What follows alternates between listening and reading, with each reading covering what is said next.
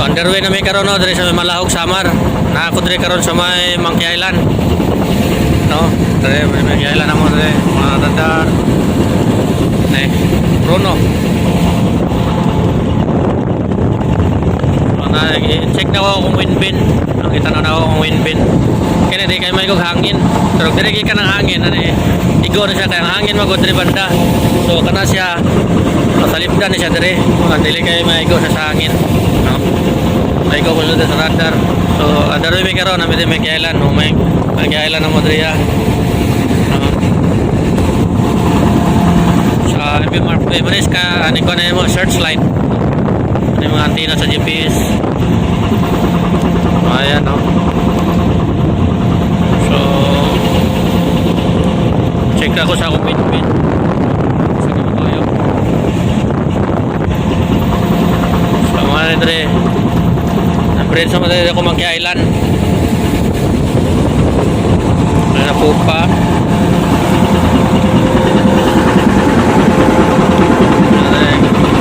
Panel.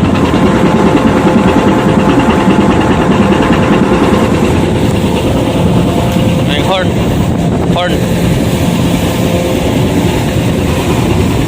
Debit na mo, may debit. Kaso ko ba? No. Para debit. Wala na kable. Tol. Ugaw kayo, or dry dock na ni. Or dry dock na ni barbuwa. No.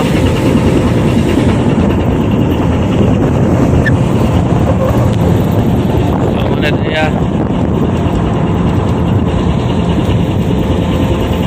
So gikan dari ang hangin, nasa gikan direction ng hangin niya.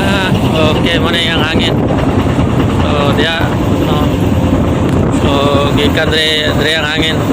Oh, yan. Nasa 13 knots ang hangin dire, 13 knots. Base dire sa wind vane at saka dito sa anemometer sa Japanese ang wind vane no. Dito sa reading niya sa anemometer no. 13 knots. Yan kan wala ni. Para na siya source no. So mo ni ang among biyahe. Welcome. Dali mi karon sa may dito nabita Batangas na approaching mi karon diri sa ning islahan dito ni. Approach mi paingon tong Masbate.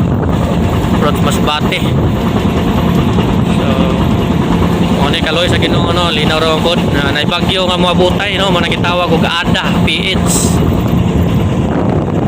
Maloyon ta Ginoo sa mo makaabot kami dito sa Mayang Panglawas, baka shelter dili ra ta mi maigo, kaloyan na no. So mo ni diri